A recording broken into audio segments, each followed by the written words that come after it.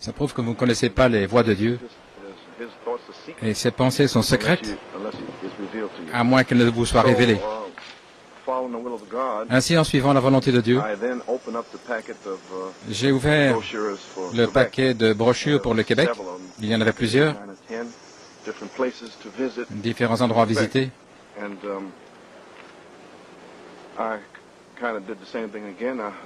J'ai fait la même chose à nouveau. J'ai mis une toison devant le Seigneur et ce qui est arrivé, c'était Villa Bellevue. Cet endroit même, c'est une promenade de 7-8 km vers la Villa Bellevue d'ici, dans cette direction. Et on pouvait faire cette promenade en 1969. Je suis revenu en 1970 et je me tenais au pied de la colline, là, dans un chalet, un cottage. Et un jour, le Seigneur m'a parlé. Il m'a dit de venir ici et qu'il me rencontrerait là. Je suis venu ici. Je me suis avancé jusqu'ici. Je crois que c'était en 1970, je suis venu là. Et puis j'ai vu, ici, il y avait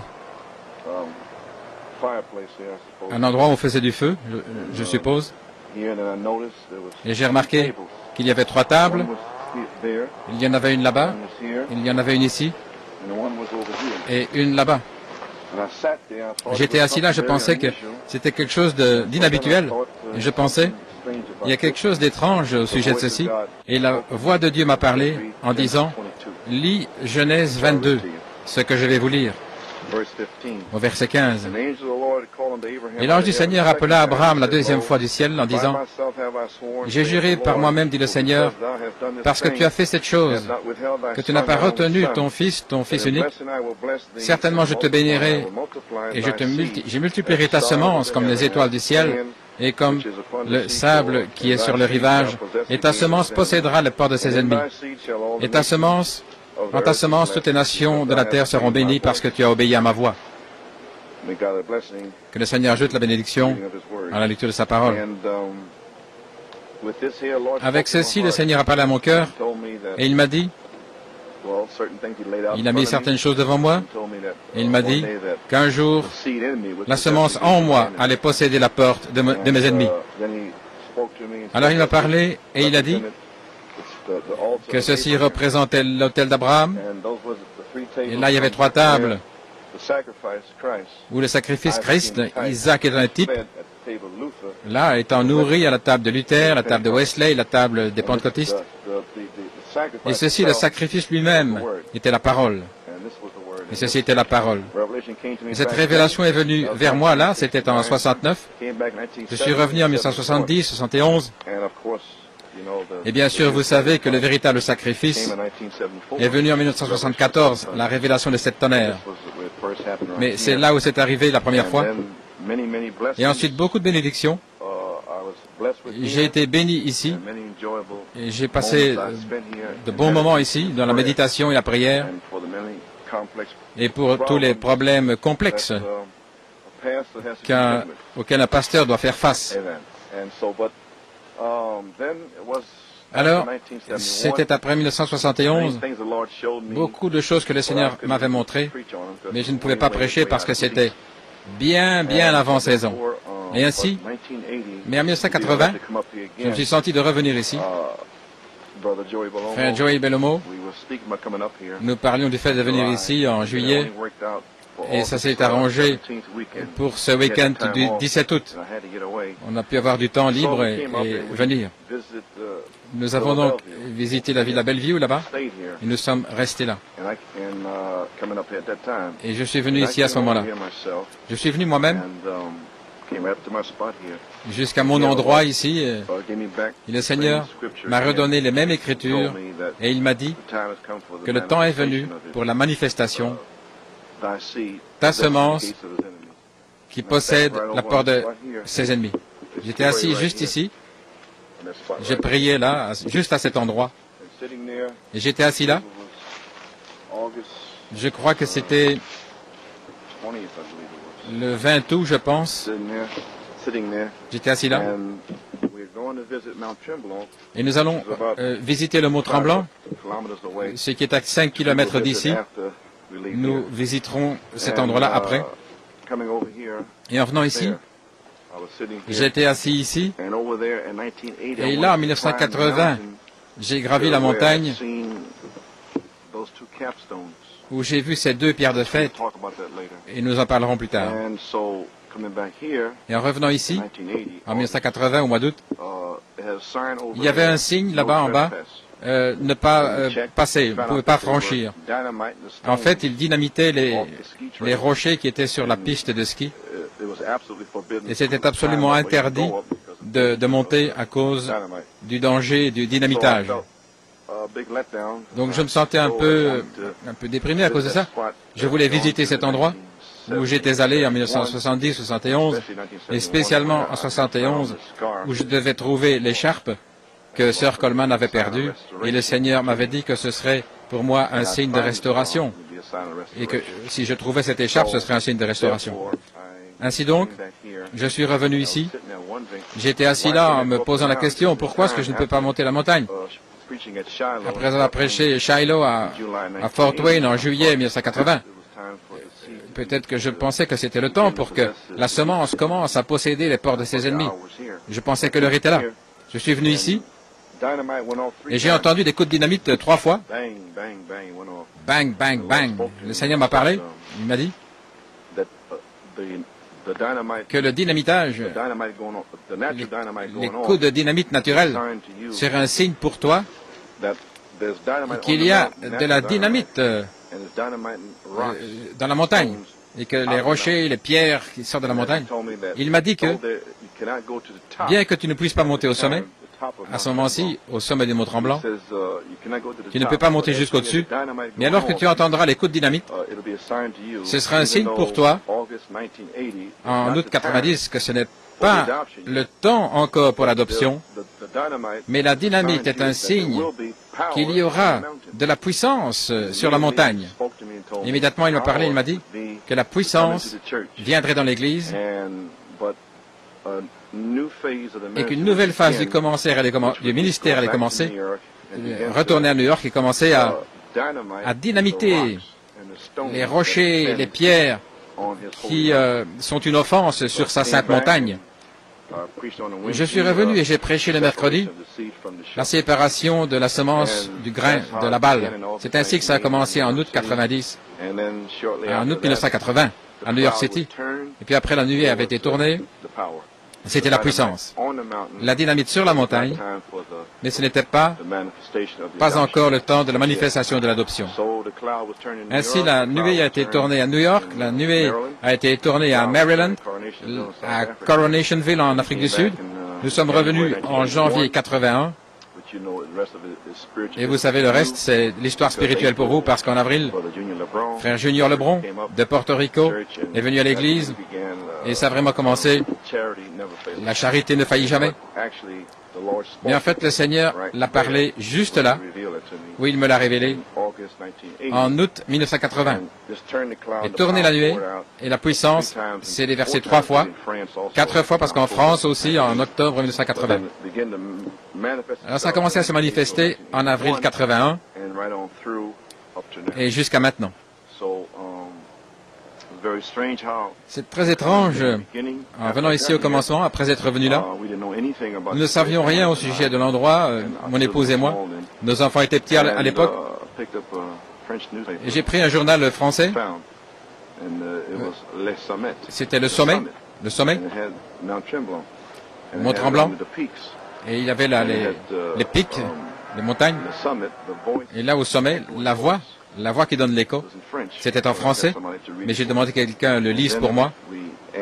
Alors nous sommes renseignés sur l'histoire de la montagne, et il disait que la loi indienne, au sommet de la montagne, les Indiens bien souvent entendaient Dieu parler sur la montagne, et que la montagne tremblait. C'est pourquoi ils l'ont appelé Mont Tremblant, le mont qui tremble. Là, j'ai compris ce que ça signifiait. Le Seigneur m'a parlé là quelques fois. Ainsi, nous voulons simplement remercier le Seigneur d'être ici. Et frère Joey, alors que tu peux montrer avec la caméra les frères ici, ceux qui sont ici avec nous.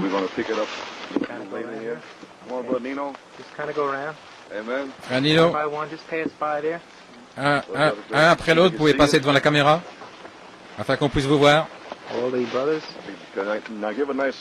Maintenant, faites un beau sourire, parce que vous êtes sur la vidéo. Ainsi, certainement c'est une bénédiction d'être ici, temps de relaxation et dans la tranquillité. Nous comprenons pourquoi le prophète aimait venir dans les montagnes. Maintenant, nous ne voulons pas être comme le prophète, mais il a dit, suivez-moi comme je suis Christ. Nous avons vraiment un beau temps ici, un temps merveilleux, nous nous réjouissons, nous nous relaxons et nous avons communion ici. Et le Saint-Esprit a mis sur mon cœur d'amener le ministère ici avec leur famille et je sens que c'est dans un but.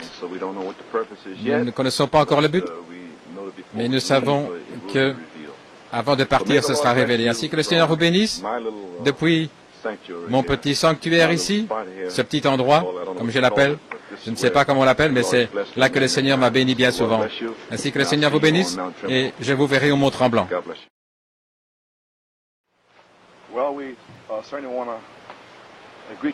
Eh bien, nous voulons vous saluer à nouveau dans le nom du Seigneur, en témoignant ce matin à l'Assemblée chrétienne locale. Nous voulons continuer notre témoignage. Nous sommes ici, là où j'appelle le Mont Tremblant. Et avant de commencer à témoigner des bénédictions que j'ai reçues sur cette montagne, je voudrais récapituler, résumer, au sujet de l'autre montagne ce matin dont j'ai parlé. Je devrais dire cet endroit là-bas, au sommet de la montagne. Je ne peux pas me souvenir le nom, mais je suis revenu. Et moi, je l'appelle le Mont Moria. En parlant de ça, j'ai oublié de vous mentionner que lorsque je suis arrivé là pour la première fois, l'autel, j'appelle ça un autel. Quand je suis arrivé là, il y avait différents matériaux. Il y avait du bois, il y avait un couteau, il y avait une feuille d'aluminium et il y avait une grille pour griller. Le Saint-Esprit a parlé à mon cœur. Jéhovah Jireh, Dieu pourvoira pour lui-même un sacrifice. Et en parlant d'Isaac, qui était le sacrifice, qui était censé être, mais Jéhovah a pourvu un bélier à sa place. Et nous savons qu'Isaac est le type de Jésus-Christ. Et j'ai dans mes notes originales ici, mes notes que j'avais écrites en août, le 18 août 1970, j'appelais ça le Mont Moria, méditation Mont Moria. Je vais partager ces notes avec vous. Je n'ai jamais pu vraiment prêcher sur ces notes parce que c'était vraiment bien avant la saison. Mais je sens que l'heure est venue pour commencer à parler des choses que le Seigneur a parlé à mon cœur en 1970. Ainsi, je vais simplement partager ces notes avec vous, comme je les ai ici. C'est mon carnet, vous pouvez le voir. L'alliance confirmée, Genèse 22, 16 et 17. Obéir à la voix de Dieu. Et j'ai dessiné ici le Mont Moria. Et j'ai montré là les 3 tables et l'autel et quelques notes. Et ici j'avais Luther, 3 tables et au Mont Moria. Expérience personnelle, 3 tables, Luther, Wesley et les pentecôtistes. L'autel du sacrifice. Et j'avais le rocher. Toute la région est sur un roc. L'autel, le bois, le couteau et tout là est inclus. Les 3 tables, le sacrifice, le bois et pour l'obéissance, le bois qui était là, c'est un type. C'est ce que j'avais écrit. C'est un symbole, l'autel. Dieu pourvoira la parole qui doit être consumée sur l'autel. L'épouse, en obéissance, fera la volonté de Dieu jusqu'au dernier tiret, jusqu'au dernier trait. L'autel, c'est la portion de l'épouse, et mes écritures, c'était Romains 1 et 2. Présentez vos corps comme un sacrifice vivant. Hébreux 13, 15 et 16. Le sacrifice de louange à Dieu.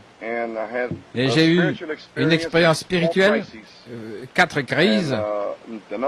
Et numéro 4, cette expérience, c'est abandonner notre vie à Dieu afin qu'il puisse la consumer par son feu.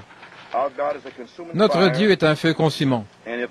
Et si Dieu, le Saint-Esprit, peut prendre possession de ses corps, alors sa vie va consumer tout ce qui était nôtre. Autrement dit, le feu vient pour le Saint-Esprit, baptême, il consume votre vie. Et la seule chose qui reste, c'est la vie de Dieu. Parce que la vôtre est consumée par le feu. Et alors la semence va brûler par le Saint-Esprit. Ce serait le bois ou le bélier sur le feu. Et Abraham s'est abandonné tout ce qu'il avait. Isaac, la semence, c'était ce qu'il possédait lui-même. Isaac, un type de Christ, le sacrifice pourvu par Jéhovah. Et aujourd'hui, nous devons nous abandonner tout ce que nous avons. Romains 12, 1 et 2. Dieu pourvoit un sacrifice qui va être consumé à sa place. C'est la foi, la vertu, la connaissance, la tempérance, la patience, la piété, l'affection fraternelle, les 7 tonnerres, les 7 vertus. Dieu lui-même pourvoit à cela. Et nous mettons ça sur l'autel, et ça va consumer, et nous serons consumés par le feu. Et l'agneau, le sacrifice, a été pourvu par Jéhovah. L'agneau, la parole, Christ, pourvu à sa place. C'est pourquoi Dieu, parce que nous sommes élus avant la fondation du monde, et le sang a couvert nos péchés, et il n'y a pas d'incrédulité, il n'y a pas de péché. Et la seule chose que Dieu veut voir devant nous, c'est que nous sommes morts, nous sommes cachés, et alors nous laissons cette vertu brûler à notre place. Et Genèse 22, 13 et 14, nous verrons seulement Jéhovah Jireh, là, sur la montagne du Seigneur. Abraham a pris le bélier, il l'a offert comme offrande consumée à la place de lui-même, ce qui serait nous-mêmes. Ce voyage de la justice, c'est quelques notes ici, journellement. Jéhovah Jireh pourvoit à un bélier. La parole manifestée pour ce jour. Nous mourons, nous prenons le bélier à notre place. Le feu du Saint-Esprit consume le bélier à notre part. La chair est consumée. Le feu du Saint-Esprit est vu consumant notre vie. Et ça, c'est ce que j'appelle pratiquer sa présence. J'ai mentionné il n'y a pas longtemps ici dans un message le brisement du 7e sceau. Entendre la parole, reconnaître la parole et agir sur la parole. Et maintenant, dans cette saison, aller plus loin, pratiquer sa présence. Parce que sa présence est ici avec nous maintenant. Joseph Perfection, c'est sa présence. Et nous devons pratiquer sa présence en vivant les 7 vertus dans notre vie. Donc si nous sommes arrivés à pratiquer sa présence, nous sommes arrivés à l'expérience du sommet de la montagne. Et en pratiquant sa présence, ce serait demeurer, ce serait l'adoption, ce serait Christ. Pratiquer sa présence.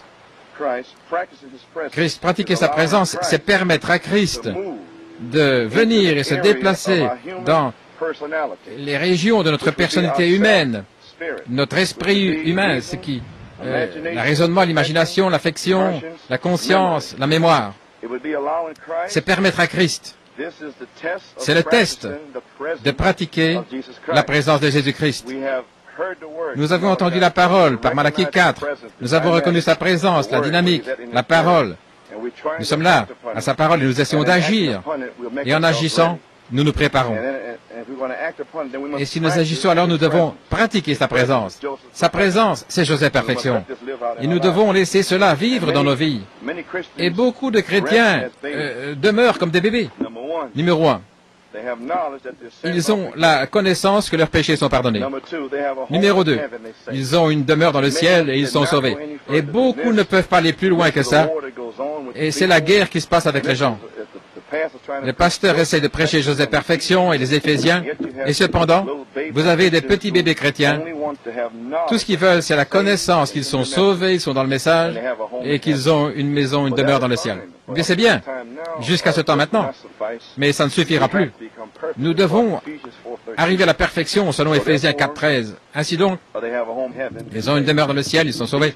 Ces bébés, ils choisissent de mener leur vie comme ils veulent. Le pasteur ne peut rien leur dire, personne ne peut rien leur dire, le diacre, personne ne peut rien leur dire. Ils ont leurs propres pensées, ils disent, eh bien j'ai les bandes, j'écoute les réunions, les brochures. Ils ne veulent personne, ils veulent mener leur vie comme ils veulent. Leurs émotions, leurs pensées, leurs volontés sont selon leurs propres dispositions. Ils ne veulent s'ouvrir à personne. C'est ce qu'ils veulent, ce qu'ils disent, c'est l'expérience de leur vie quotidienne. Autrement dit, ce qu'ils veulent, c'est se lever le matin, aller travailler ou quoi que ce soit, être avec leur famille, leur épouse. Pas la parole maintenant, mais ce qu'ils veulent faire. Et ça, c'est le problème dans l'Église. Ils ne veulent pas prendre la parole pour leur vie quotidienne. Ainsi donc, ils n'ont pas d'expérience dans la parole. Ils ont peur des tests et des épreuves et des situations où le Seigneur va les placer. Ils ont peur d'entrer dans ces situations parce qu'ils n'ont pas la foi. Ainsi donc, vous pouvez comprendre qu'il faut la révélation. Avant de recevoir le Saint-Esprit, vous avez besoin de la révélation de Joseph Perfection. Et alors, avec une révélation de Joseph Perfection, ça, c'est votre semence, c'est votre temps et votre parole. C'est pourquoi, avec cette révélation, Dieu vous scelle. Alors vous êtes prêt à que la parole de Dieu soit votre expérience quotidienne et pas la vôtre, ce que vous pensez, ce que vous sentez. Ainsi, ceci c'était des notes de 1970. C'était en 70. Mais l'Église n'était pas prête même de recevoir ceci. J'ai ici reconnaître la présence de Dieu. C'est réaliser que le Seigneur Jésus demeure en nous, l'homme intérieur. Éphésiens 3:16. Colossiens 3:10, Éphésiens 4:24, pratiquer sa présence, l'adoption, le placement. Pratiquer sa présence, c'est permettre à Christ de se déplacer dans les régions de ma personnalité humaine lorsque nous ouvrons notre volonté, notre esprit, notre personnalité à Christ. Jésus sort de l'homme intérieur, l'âme. Autrement dit, il est lié dans l'âme. Et si par la puissance de raisonnement, l'imagination, nous le permettons d'agir, Christ va rester prisonnier. Il n'est pas libre d'entrer dans votre imagination, mémoire, affection, conscience, votre personnalité humaine. Et ça a été jusqu'à maintenant. Mais maintenant, Joseph Perfection, Christ, la semence pour cet âge, doit passer de l'âme jusque dans l'esprit, ce qui est votre personnalité humaine, ce qui affecte toute votre vie entière, votre être entier, votre tout en tout. Amen. Et Jésus sort de l'intérieur de l'âme pour entrer dans les régions du cercle du milieu, notre personnalité. Ce que vous comprenez. Ça veut dire qu'il se déplace dans les régions de mes émotions, de mon esprit, moi-même, mon raisonnement, mémoire, affection, conscience. L'épouse permet à la parole de descendre dans son esprit, dans son cœur. C'est la semence, l'homme intérieur, afin qu'il puisse grandir dans la justice, dans la véritable sainteté, renouveler dans la connaissance selon son image qu'il a créée. Et nous ajoutons la vertu, la patience, tempérance, etc., les vertus. Éphésiens 3:17, la parole Christ, afin que Christ, la parole demeure dans vos cœurs par la foi qui vient en entendant la parole de Dieu, afin que Christ puisse demeurer dans vos cœurs par la parole. Demeurer. Que Christ, à travers votre foi, en réalité puisse demeurer, s'établir, demeurer, avoir sa demeure permanente dans vos cœurs. C'est ça que ça veut dire, demeurer. Ce n'est pas une visite temporaire. Vous allez chez le médecin, quelque chose ne va pas, il vient vous rendre visite, et vous êtes malade au lit, le docteur vient. Ça, c'est une visite temporaire. Ce n'est pas ainsi avec Christ. Quand il vient par le Saint-Esprit, c'est un résident permanent dans votre cœur. Ainsi donc, nous pratiquons sa présence lorsque nous l'invitons à s'établir, à demeurer, à faire sa demeure permanente dans nos cœurs et dans notre esprit humain. Et ceci, il le fera dans chaque aspect de notre personnalité.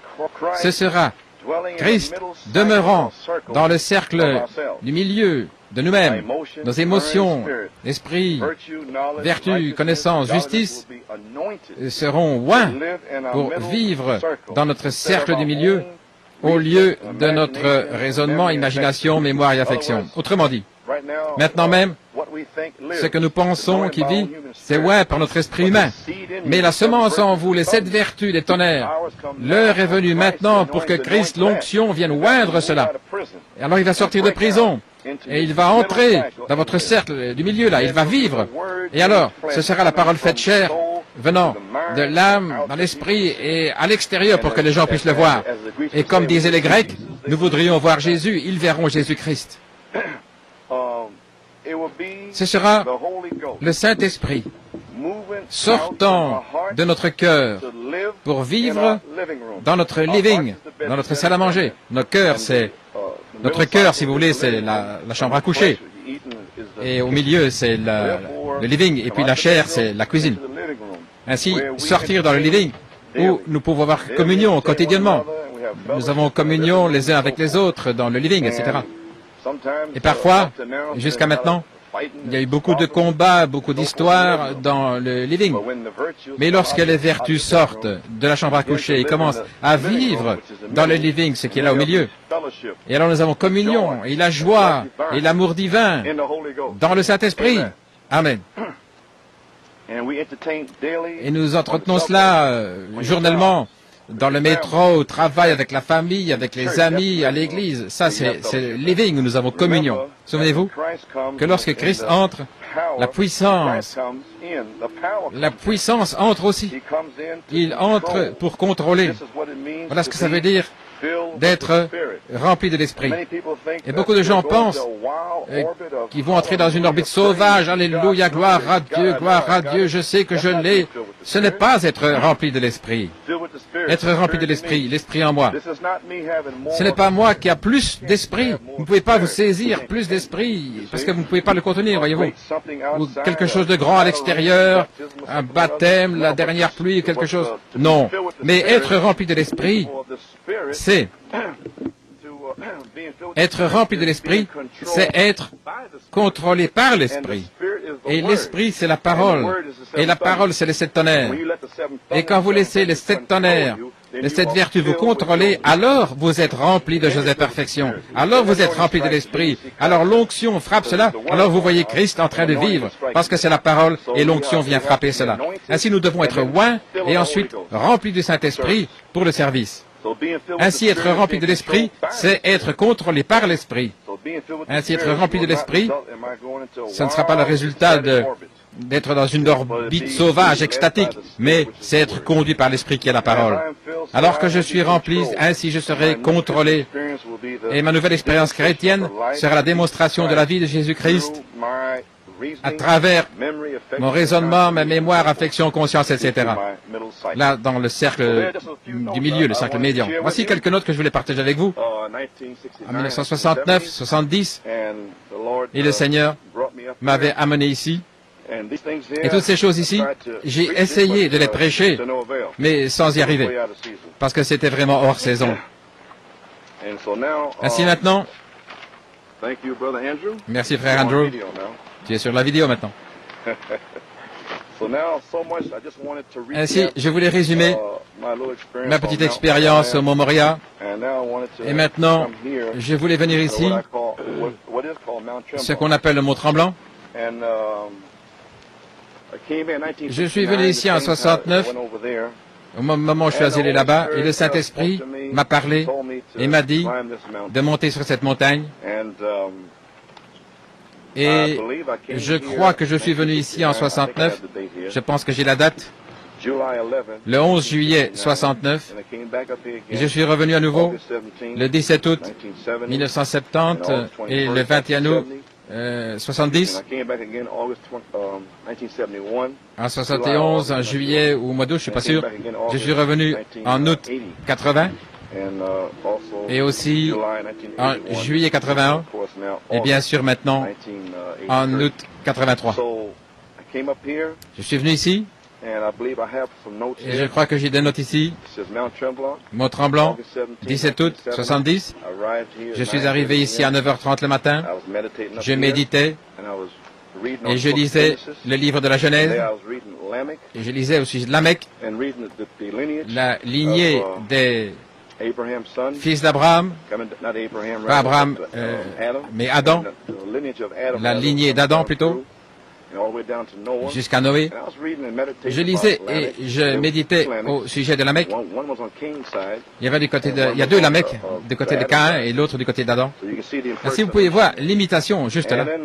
Et alors, du côté d'Adam, Lamech c'était le numéro 9. C'était le 9e fils, juste avant que vienne le déluge, les prophétisés que Noé amènerait du repos pour la terre. Vous voyez le numéro 9 là, dans la Genèse. Et maintenant, Lamech a vécu 777 ans. Là, j'ai vu 3 fois 7. J'ai médité là-dessus. Et le Seigneur a parlé à mon cœur ce que ce 7 signifiait pour moi. Un 7, c'était le 7e sceau. Le deuxième 7, c'était les 7 tonnerres. Et le troisième 7 était les 7 fléaux. Le Seigneur a parlé cela à mon cœur et il ne savait pas ce que ça voulait dire. Et alors, il m'a donné une écriture, Saint Jean 7, 14 à 17. Et si vous connaîtrez la doctrine, et ça vous rendra libre. Alors à 10h45, je méditais. Vous ne pouvez pas le voir ici, mais là-bas, tu peux montrer avec la caméra, frère Joe.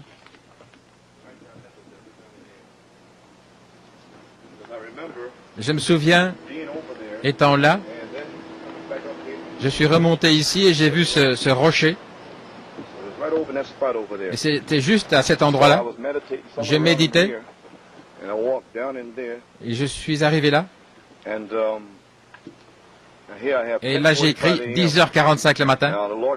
Le Seigneur m'avait donné 2 signes. Je suis arrivé là, 10h45. Je suis arrivé dans ce petit endroit et assis là, sur un rocher, une pierre en forme de pyramide. Et j'ai les photos de cette pierre à la maison. J'ai trouvé ces photos et je les montrais à différents frères. Il y avait 3 pics. Je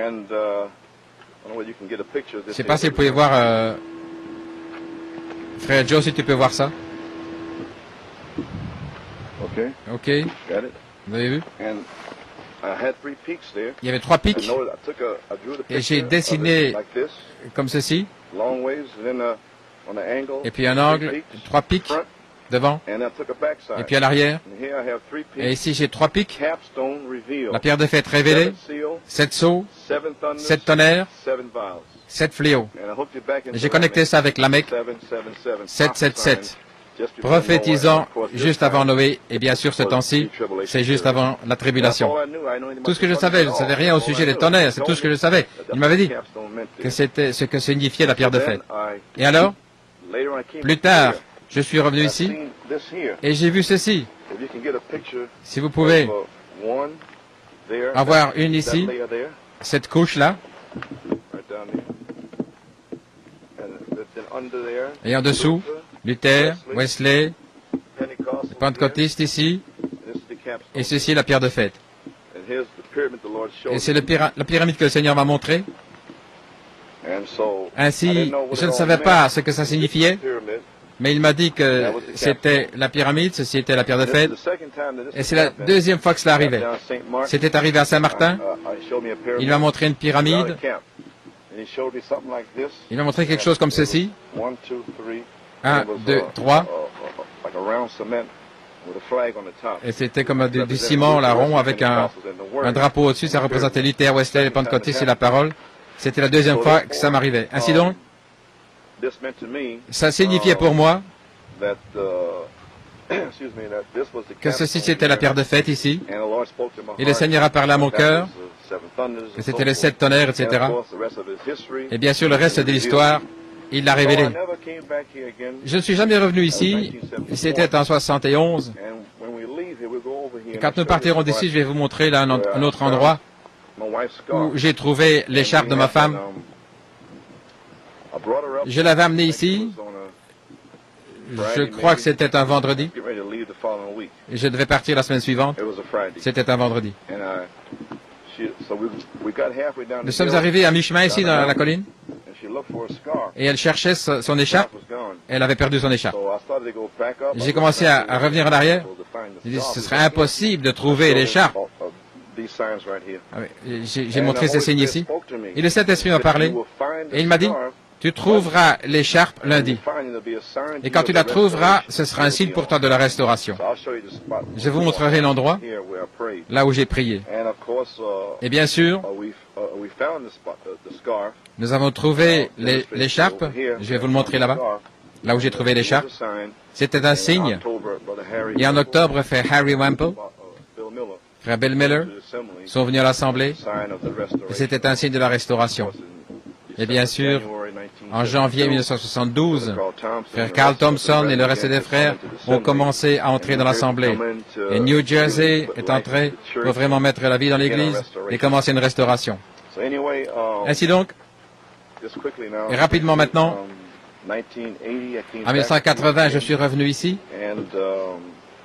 Comme je vous l'ai dit avant, je crois que je l'ai dit ce matin, ce que ça signifiait pour moi, la puissance dans la montagne. Ce qui était significatif, c'était que frère Bellomo et moi-même, nous ne pouvions pas venir ici. Alors toute la chose, pour moi, c'était de venir là. Et je sentais que le Seigneur, ça avait quelque chose à voir avec 1980. Nous n'avons pas monté jusqu'au-dessus, pas du tout. Et alors, j'avais déjà témoigné que ça signifiait la puissance de la montagne, etc. Alors le Seigneur ici, au Mont Moriah, m'a révélé la vertu puissance pour les services. Ainsi, je sais ce que ça veut dire. Ça veut dire que quelqu'un, les pasteurs, doivent avoir goûté et avoir l'expérience de chaque révélation pour leurs gens. Lorsqu'ils peuvent le goûter, avoir l'expérience, alors ils peuvent le prêcher de nouveau aux gens. Sinon, il n'y aura pas d'onction, il n'y aura rien, parce qu'ils n'ont pas l'expérience. Si l'homme n'a pas l'expérience, tout ce qu'il va prêcher, c'est la connaissance, des citations, etc. Mais il n'y aura pas de véritable conviction, pas de foi dans son cœur, parce qu'il ne sait pas ce que c'est. Mais un homme qui a une révélation et qui a l'expérience dont je parle ici, alors il peut se tenir devant ces gens et leur prêcher et déverser ce qu'il a en lui, en eux, ce qui est la parole de Dieu, ce qui est les Écritures. Alors que Pierre prononçait ces paroles, le Saint-Esprit est tombé. Nous voyons là, donc nous avons donné témoignage, comment frère Tommy a parlé sur le Saint-Esprit. Et le feu est entré dans Jim Lawson, frère Junior ici, quand il a parlé d'Ananias et Saphira dans Acte 5. Et le feu est sorti et a baptisé Johann du Saint-Esprit. Ainsi nous voyons, alors que Pierre prononçait ces paroles, voilà ce que ça signifie. Ainsi donc, nous revenons à ce temps-là. En 1980, le Saint-Esprit a dit, ce n'est pas le temps de revenir ici, à cet endroit. Il a dit, quand tu viendras à cet endroit, ce sera à la fin, ce sera fini. C'est ce qu'il m'a dit, je l'ai écrit. Il a dit, reviens l'année prochaine. Ainsi nous sommes revenus en 81. Et j'ai amené les diacres ici. Je pensais peut-être que ceci serait la fin, je n'étais pas sûr. Nous sommes arrivés ici. Nous avons eu un temps formidable, une expérience là, les diacres. Et vous avez tous entendu les témoignages. Mais je savais que ce n'était pas encore le temps. Ainsi donc, j'ai dit, eh bien Seigneur, je sais que le temps arrive bientôt. Lorsque Joseph Perfection a été révélé à Fort Wayne et que j'ai vu le Saint-Esprit, et il a dit, emmène les ministres en haut. Et nous avons 3 témoins ici sur cette montagne, frère Nino, frère Joey, frère Junior. Et nous avons nos fils ici et nos amis. Ainsi maintenant, c'est simplement un témoignage, ma conviction personnelle, ce que je ressens personnellement. Et vous remarquez alors que nous sommes montés sur cette montagne, au pied de la montagne, cette montagne est scellée à nouveau, on ne peut pas monter, il n'y a pas de signe, mais on ne peut pas passer, mais c'est scellé, c'est fermé. Donc ça signifie quelque chose pour moi. La montagne est scellée. Je veux savoir, je vais poser une question. L'heure est-elle arrivée? Je veux dire, est-ce que c'est la saison de l'adoption ici, lorsque Christ est sorti, l'onction est ici, la porte est fermée, est-ce que l'heure est arrivée? Alors si l'heure est arrivée, ça veut dire qu'on ne monte plus sur la montagne, la saison est là, la parole est en vous, Le message est dans vos cœurs et il est maintenant prêt à être libéré par Christ pour entrer dans votre living et manifester Jésus-Christ. Parce que vous êtes déjà sur la montagne. Vous êtes déjà là. Et ainsi, nous allons parler de ça plus tard. Donc, ces choses que j'ai partagées avec vous aujourd'hui, nous sommes ici maintenant, et frère Bellomo, il a pris une photo de la coiffe ici, ceci est la pierre de coiffe, la pierre. Je sais ce que ça signifie, coiffer la pyramide. Nous sommes revenus à 81, et je n'ai pas pu trouver ce rocher avec 3 pics, et le Seigneur m'a parlé en disant, tu n'as pas besoin de la trouver parce que la révélation est sortie.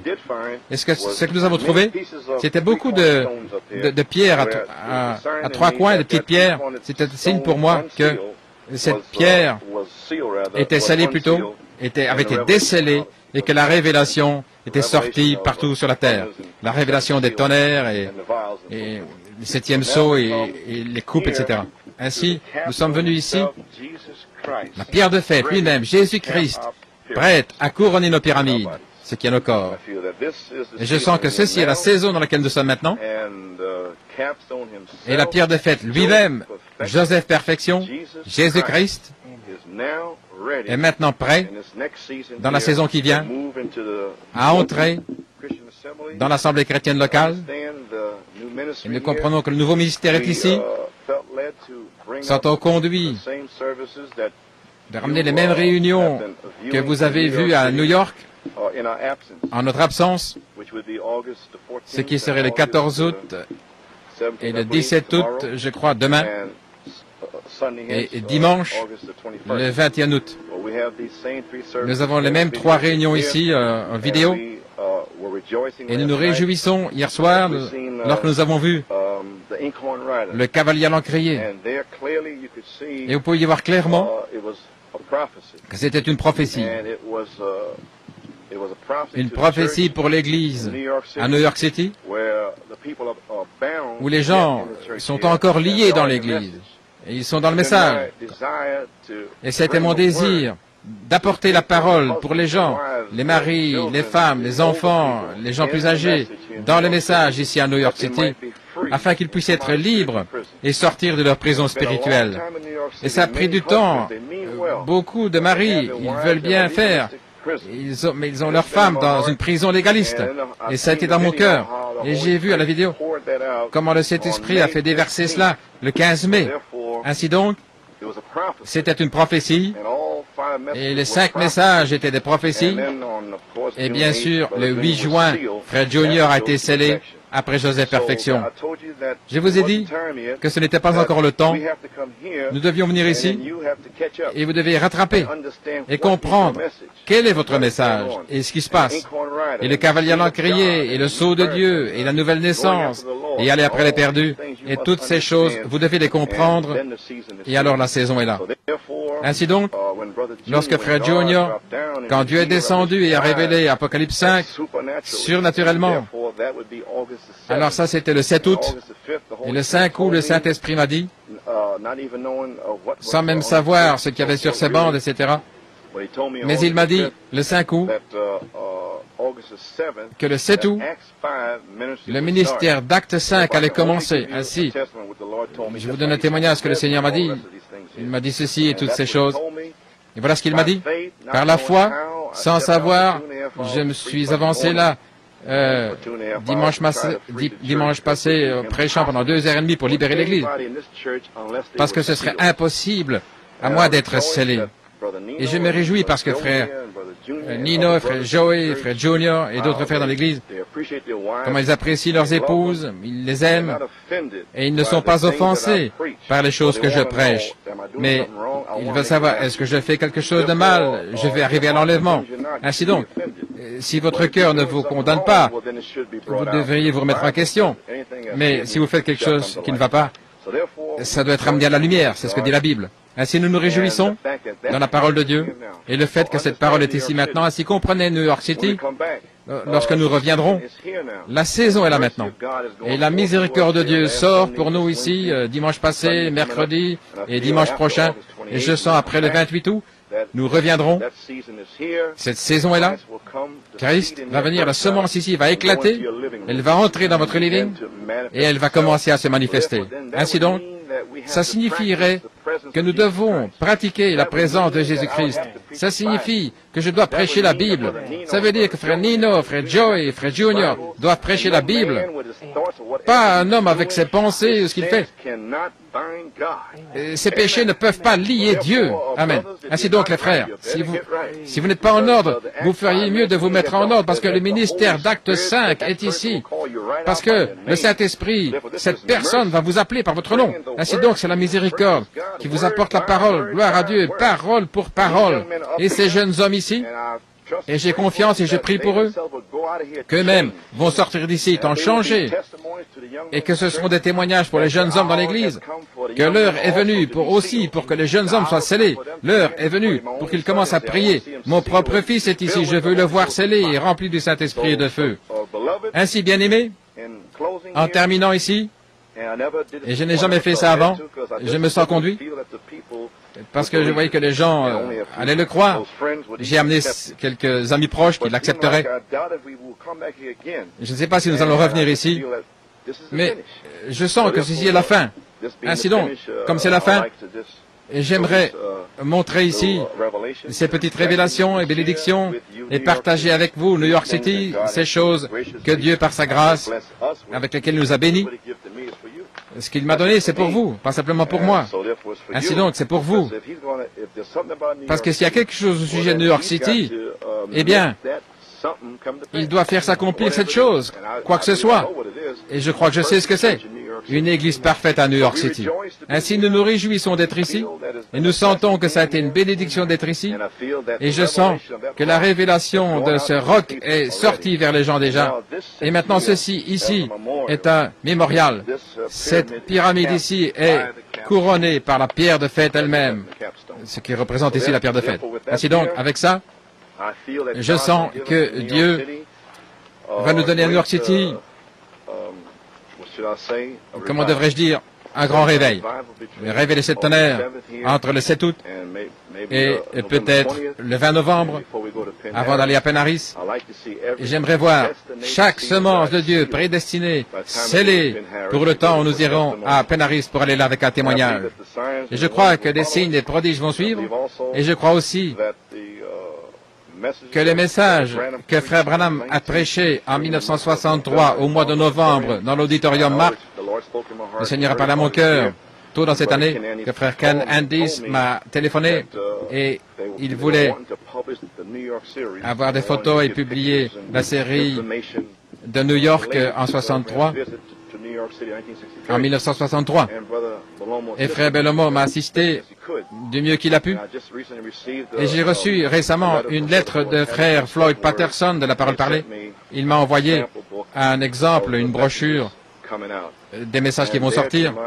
Et à ma surprise, je n'avais jamais vu cette couleur particulière, mais la couleur de la brochure Parole Parlée, la première fois, nous voudrions voir Jésus. Je crois que ce serait approprié. Nous voudrions voir Jésus. Et la couleur, c'était rouge. Et le rouge, c'est la couleur de la foi. Et c'est le tonnerre, le sang. Ainsi donc, je sens, en tant que mémorial pour le prophète et son message, nous allons passer ces bandes-là, ces cassettes, chaque mercredi, en commençant peut-être en octobre, et pour le 20 novembre, j'aimerais que ces bandes soient passées à l'église, nous donnerons les brochures, être assis là et entendre la parole, et le prophète, s'il peut se pencher au-dessus de la balustrade du temps et voir New York City, et voir ce qu'il a prophétisé maintenant, souvenez-vous, il y a quelque chose au sujet de New York City. S'il peut regarder sur la balustrade et voir ce quelque chose en train d'agir, voir des gens sortir de toutes les nations là, et d'entendre son message. Et alors réellement, alors qu'ils entendent son message le mercredi, son message qui est manifesté le dimanche et dans toute la semaine, avec la dynamique sur sa mécanique manifestée. Voilà ce que je recherche maintenant. Ainsi je sens que le 7e sceau est brisé, et je me réjouis maintenant de voir la manifestation du 7e sceau. Il y avait le mystère du 7e sceau pendant les années.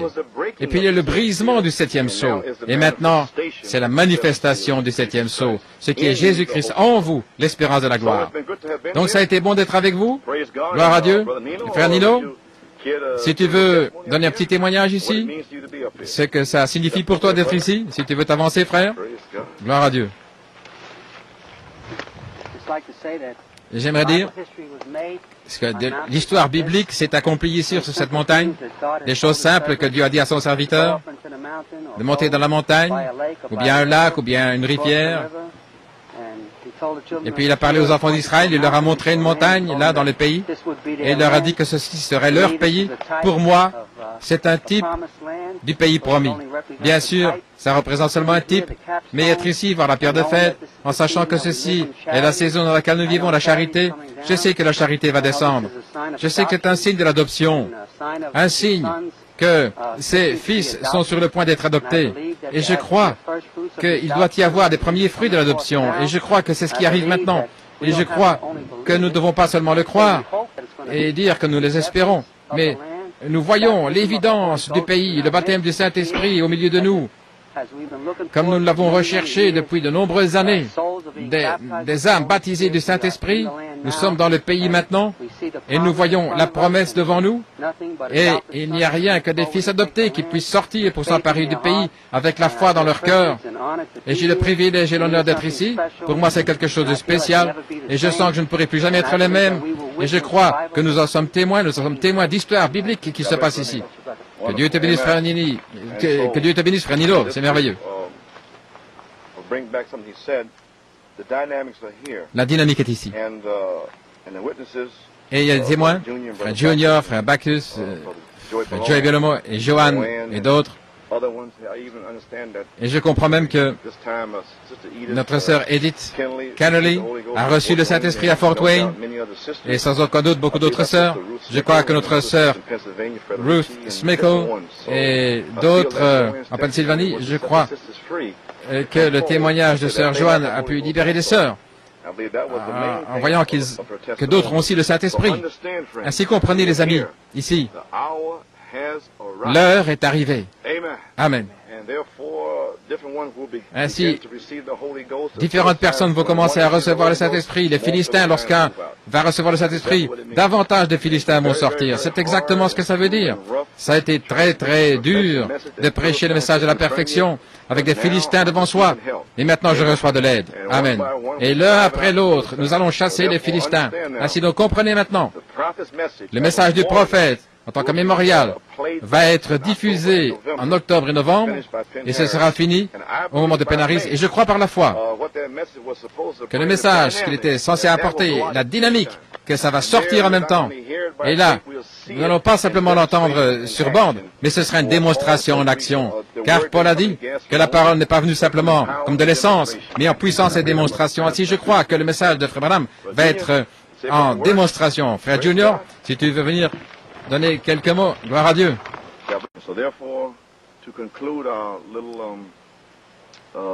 Pour conclure, je dirais notre petite visitation sur la montagne. C'est le rocher ici où j'avais terminé. Je suis revenu ce lundi en 1971. Et le Seigneur m'avait dit le vendredi auparavant que je trouverais l'écharpe. Ainsi, je suis allé au sommet, et puis je suis redescendu. Je cherchais cette écharpe, alors que le vent avait soufflé sur la montagne. Ça allait être impossible de trouver cette écharpe.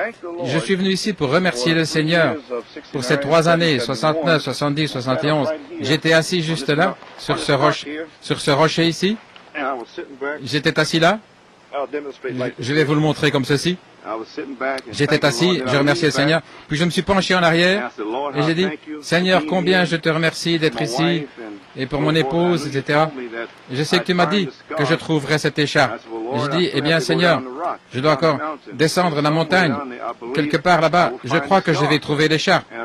Et alors que je me suis penché en arrière, j'ai mis mes mains comme ça, et j'ai loué le Seigneur, et j'ai senti quelque chose dans ma main gauche, et c'était l'écharpe. Ainsi donc, je vous ramène ce petit témoignage maintenant. Je crois que nous avons trouvé cette écharpe. Et je crois que le Seigneur a mis une poignée d'orge dans nos écharpes. Et maintenant, la restauration véritablement est là. Ainsi, c'est le temps que Ruth soit récompensée. Amen. Ainsi donc, je restaurerai, dit le Seigneur. Je crois que chaque semence de Dieu à New York sera scellée. Je crois que votre famille sera libérée. Je crois que les guérisons vont commencer à se manifester, comme dit la Bible. Ces signes suivront ceux qui sont sauvés. Et maintenant que les gens sont sauvés de manière authentique par le baptême du Saint-Esprit, ainsi donc, les signes doivent suivre. Ainsi donc, que le Seigneur vous bénisse pour terminer cette portion de nos expériences ici au Mont-Tremblant. Et nous allons enregistrer davantage au pied de la montagne pour vous montrer là et ce que le Seigneur vous montrera. Que le Seigneur vous bénisse richement et priez pour les frères ici pour le voyage jusqu'au pied de la montagne. Que Dieu vous bénisse.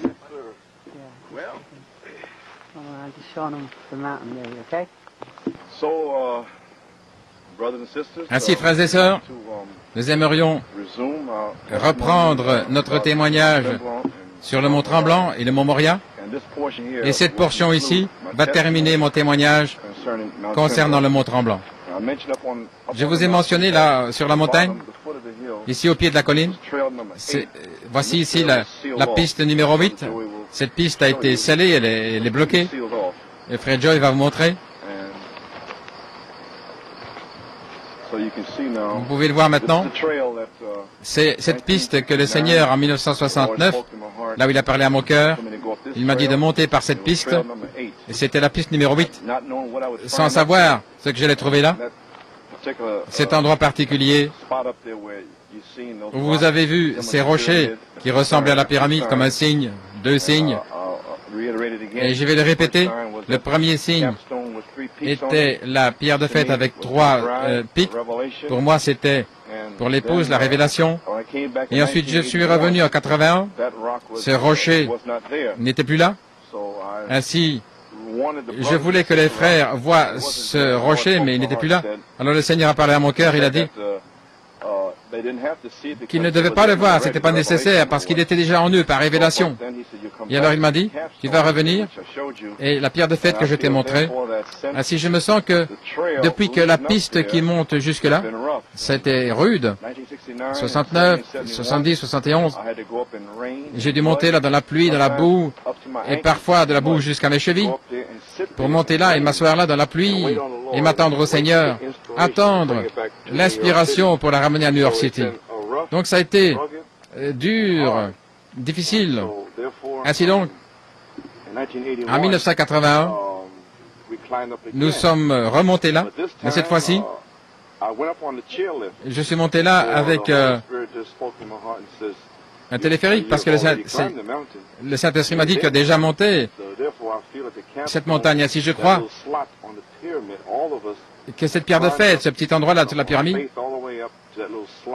que nous tous, nous avons gravi depuis la foi jusqu'au sommet, pas simplement le ministère, mais tous ceux qui sont dans cet espace du Saint-Esprit, ce qui est la coiffe de la pyramide. Je crois que nous sommes tous là maintenant, ainsi. L'expérience du monde de la transfiguration, je crois que chaque membre de l'épouse, les 7 tonnerres sous forme de semences dans l'épouse, et chacun sera scellé, et ils manifesteront cette pierre de fête, les 7 esprits vivants, ce qui est la manifestation de la pierre de fête. Ainsi donc, ce ne sera pas essayer de monter jusque-là, parce que nous avons monté depuis les 20 dernières années, mais nous sommes là maintenant.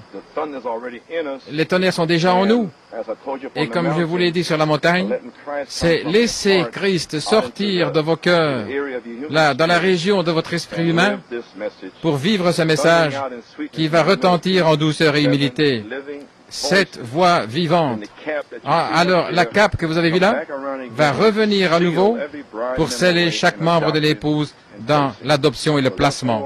Ainsi donc, alors que vous voyez ici, c'est scellé, la piste est scellée, c'est caché, et elle n'est révélée qu'à l'épouse. Et elle sera au sommet, là, dans la révélation pierre de fête de Jésus-Christ. Ainsi je sens que l'heure est arrivée maintenant pour que, l'un après l'autre, nous commencions à descendre de la montagne avec la vie et l'esprit et les signes et les prodiges de Jésus-Christ. Ainsi, nous voulons certainement conclure maintenant pour dire combien nous remercions Dieu pour les gens de New York qui ont reçu cette révélation, et sans le savoir, mais en le recevant par la foi. Ainsi, j'ai confiance et je prie que Dieu ait béni votre foi et votre entendement pour croire et pour recevoir un serviteur dans le nom de... recevoir un homme juste, plutôt dans le nom d'un homme juste. Et j'apprécie notre frère Nino ici, frère Joey, et frère Junior, et nos jeunes frères ici, et nos épouses qui sont venus. Et à propos, toutes nos épouses ont eu l'occasion de venir à cet endroit hier. Ainsi, nous avons été bénis d'avoir eu l'occasion de le voir et d'avoir cette expérience. Ainsi, New York City, nous allons vous revoir bientôt et que le Seigneur vous bénisse richement. Et ce qui a été parlé ici, et le témoignage, ne pensez pas que c'est un homme qui essaie de produire quelque chose pour lui-même ou d'imiter le prophète. Mais c'était pas possible de trouver ces choses-là. Donc si ce n'est Dieu qui le fait, et ce n'est pas simplement pour moi, c'est pour tous les gens, c'est pour l'épouse. Ainsi je sais que chaque membre eux-mêmes vont commencer à avoir cette expérience des parfaites œuvres du Saint-Esprit de Jésus-Christ. J'ai déjà entendu des témoignages dans l'Assemblée. Dieu parlant aux petits-enfants, différentes personnes, leur révélant des choses. Et c'est la saison dans laquelle nous sommes arrivés. L'ange du sceau est ici, le cavalier à l'encrier, pour vous sceller avec le ministère de la pierre de fête au sommet. Nous sommes tous là. Ainsi donc, la seule chose à faire maintenant, c'est remercier Dieu pour cela et le louer et bénir son nom et nous préparer pour la résurrection. Que le Seigneur vous bénisse.